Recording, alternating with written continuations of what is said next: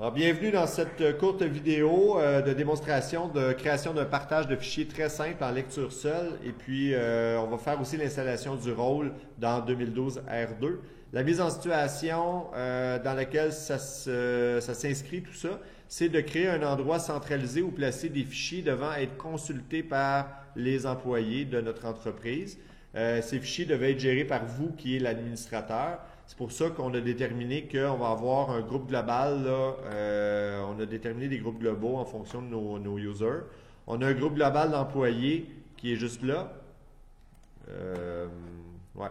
Un groupe global d'employés qui est juste là. Et le groupe de proprio qui est juste là, qui devrait être membre d'un DL, du nom de notre serveur, du nom de notre partage qui va s'appeler fichier et qui va leur donner le droit de lire.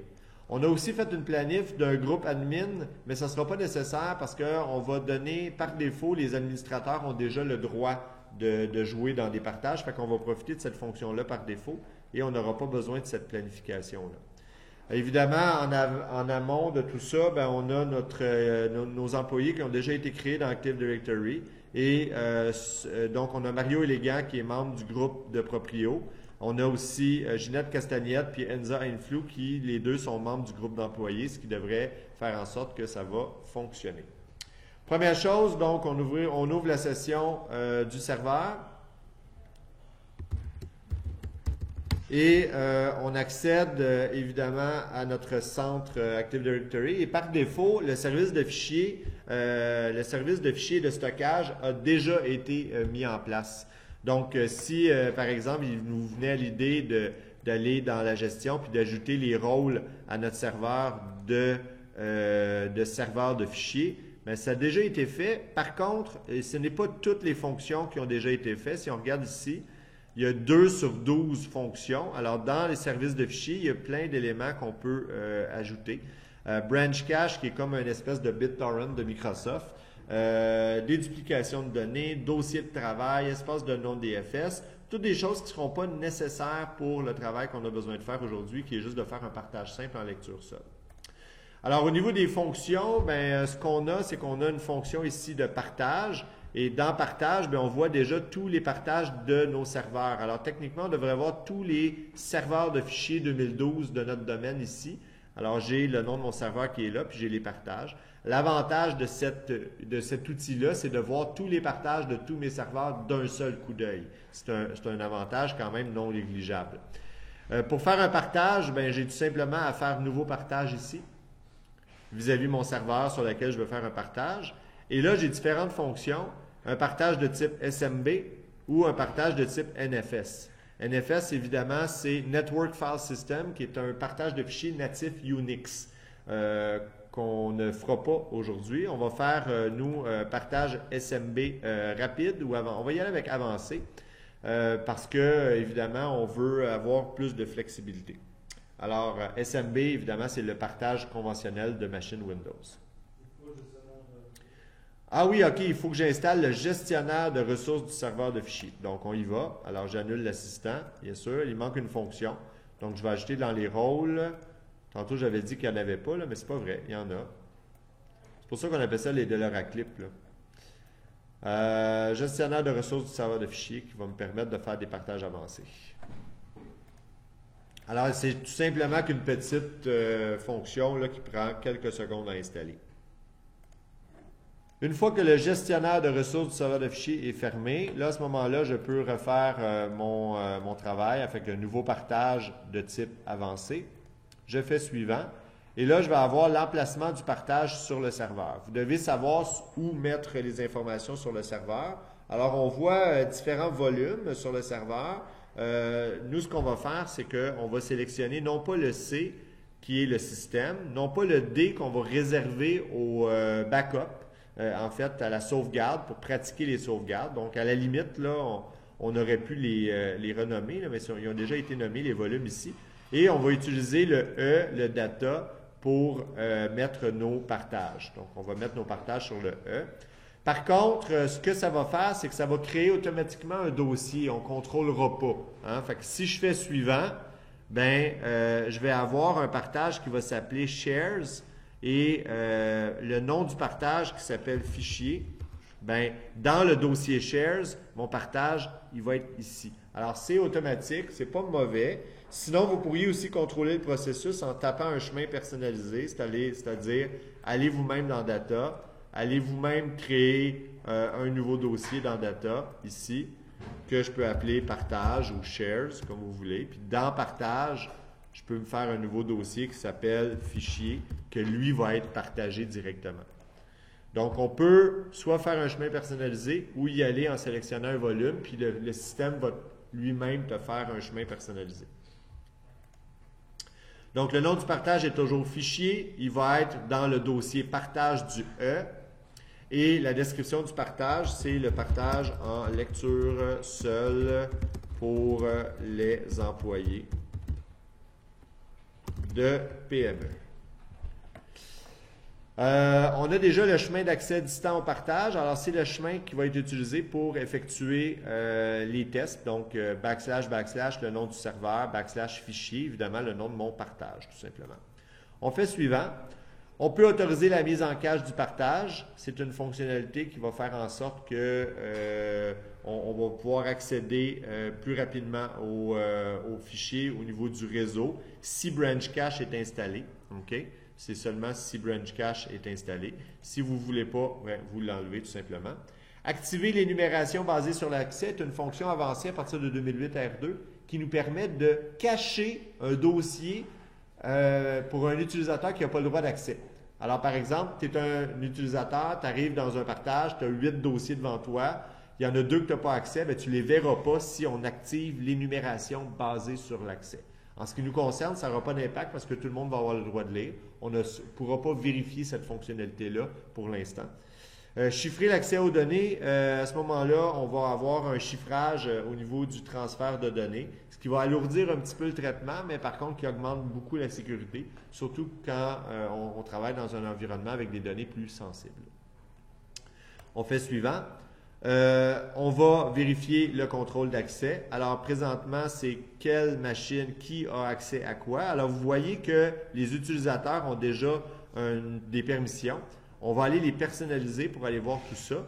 Et moi, ce que je vous conseille de faire, c'est, lorsque ce n'est pas nécessaire, on enlève les utilisateurs du système et on me dit qu'on ne peut pas parce qu'il y a un héritage des permissions NTFS. Hein? Donc, car cet objet hérite les autorisations de son parent. Alors, qu'est-ce qu'on fait à ce moment-là? C'est qu'on va désactiver l'héritage. C'est un bouton qui est juste ici. On va convertir pour conserver toutes les sécurités NTFS qui sont déjà là. Et puis là, on peut se permettre de supprimer les permissions aux utilisateurs qui, en fait, sont tous les utilisateurs du domaine sans distinction. On laisse les administrateurs, comme ça, l'admin va pouvoir gérer ce partage-là comme il veut. Hein? Tantôt, je vous avais dit que, évidemment, ici, là, devrait être géré par vous exclusivement. C'est les administrateurs du domaine. En réalité, on est seul. On va le laisser comme ça. Et on va ajouter quoi? On va ajouter un DL qu'on a déjà créé auparavant qui va nous donner un accès en lecture-exécution au partage de fichiers qui est juste là. Alors, par défaut, lorsque j'ajoute un DL, j'ai une lecture-exécution. Alors, il faut bien comprendre que le nom de mon DL est là et je dois avoir un lien entre la permission qui est donnée et la permission NTFS qui est effective. La somme de ces 3 permissions-là donne lecture-exécution au niveau d'un partage. Alors, c'est très simple à faire et j'autorise évidemment à ce dossier ainsi que les sous-dossiers. C'est tout. Alors, c'est ça. Si j'ai un accès supplémentaire à faire, évidemment, j'ajoute, je sélectionne mon DL. Par exemple, j'aurais pu peut-être avoir besoin d'un accès en modification. Alors, je vais le donner pour le fun, même s'il n'y aura personne qui est membre de ce DL-là, et je vais cocher modification pour être conséquent. En final, lorsque j'ai terminé, ce que je peux lire au niveau du résumé, c'est que le lecture-exécution qui est là a vraiment été donné au niveau de l'accès et le modif qui est là a vraiment été donné en modif au niveau de l'accès. Une fois qu'on a terminé ça, on peut s'assurer au niveau du partage de voir qu'est-ce qui se passe. Au niveau du partage, là, on a par défaut autorisé tout le monde à un contrôle total. Ça va fonctionner. Moi, je vous suggère d'enlever ça au cas où, OK? Mais on peut le laisser comme ça, mais je vous suggère de l'enlever et je vais vous suggérer de donner des permissions aux utilisateurs, qui n'est pas nécessairement tout le monde, et je vais vous demander de mettre la permission la plus élevée qui sera peut-être nécessaire.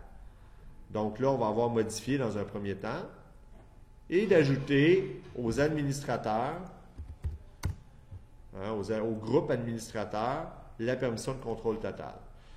À ce moment-là, on va avoir au niveau du partage quelque chose d'un peu plus large. C'est toujours un peu plus large. Donc ici, tous les utilisateurs de mon domaine vont avoir le droit de modifier. Et par la suite, quand ils vont rentrer dans la NTFS au niveau des autorisations, ça va dépendre de quel groupe ils sont finalement membres. OK? Donc, ceux qui sont membres finalement du groupe DL, fichier, lecture, exécution, vont avoir le droit seulement de lecture, exécution et non pas de modifier, bien entendu. Alors, c'est comme ça qu'on fait le partage. On fait suivant. On